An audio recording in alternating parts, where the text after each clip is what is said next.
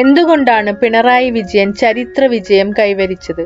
ഒരു ഭരണകൂടത്തിലുള്ള വിശ്വാസം ജനങ്ങൾ ആവർത്തിച്ചുറപ്പിച്ചിരിക്കുകയാണിവിടെ. രാജ്യത്തിനും ലോകത്തിനും മാതൃകയാകും വിധം മുന്നേറ്റം നേരിടാൻ പിണറായി സർക്കാരിന് സാധിച്ചു. ഇതിൽ ഏറ്റവും പ്രധാനം ദുരന്ത നിവാരണം എന്ന സുപ്രധാന ചുമതല പിണറായി സർക്കാർ ഭംഗിയായി നിർവഹിച്ചു എന്നുള്ളതാണ്. 2017 ഓഖി, പിന്നെ നിപ്പ, 2018 മഹാപ്രളയം, 2019 തുടർ പ്രളയം, പിന്നെ മണ്ണിടിച്ചിൽ, അതും കഴിഞ്ഞ് കോവിഡ്. ഒന്നൊഴിയാതെയുള്ള ദുരന്തങ്ങൾ നിറഞ്ഞതായിരുന്നു കഴിഞ്ഞ വർഷക്കാലങ്ങളെല്ലാം. എല്ലാ പ്രതിസന്ധികളെയും ഫലപ്രദമായി സർക്കാർ അതിജീവിച്ചു. ഈ ദുരിതങ്ങളിലെല്ലാം ജനങ്ങളെ കൈപിടിച്ച് നിവർന്നു നിൽക്കാൻ സർക്കാരിന് കഴിഞ്ഞു. എല്ലാ വരുമാന സ്രോതസ്സുകളും അടഞ്ഞ ഘട്ടത്തിൽ പോലും കേരളത്തിലെ ഒരു കുടുംബത്തിൽ പോലും പട്ടിണിയുണ്ടാകാതെ കാത്തു സൂക്ഷിക്കാൻ സർക്കാരിന് സാധിച്ചു. ഇത് തന്നെയാണ് പിണറായി സർക്കാരിന്റെ വിജയവും. കേരളത്തെ കാത്തു സംരക്ഷിക്കുന്ന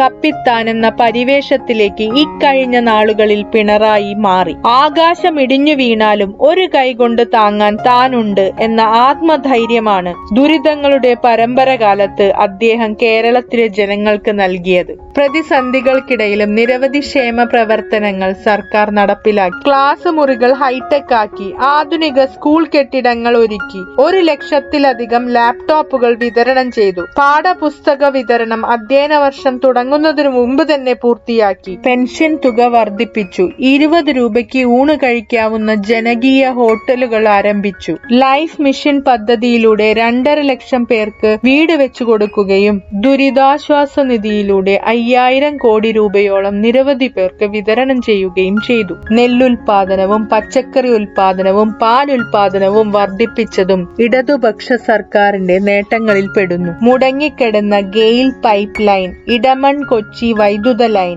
എന്നിവയൊക്കെ യാഥാർത്ഥ്യമാക്കിയതും മലയോര ഹൈവേ, തീരദേശ ഹൈവേ, ദേശീയ ജലപാത, ദേശീയ പാതാ വികസനം, കണ്ണൂർ വിമാനത്താവളം, കൊച്ചി വാട്ടർ മെട്രോ എന്നിവയുടെ പ്രവർത്തനം ആരംഭിച്ചതും കൊച്ചി മെട്രോയുടെ വികസനം സാധ്യമാക്കിയതും എല്ലാം സർക്കാരിന്റെ നേട്ടങ്ങളിൽ പെടുന്നു.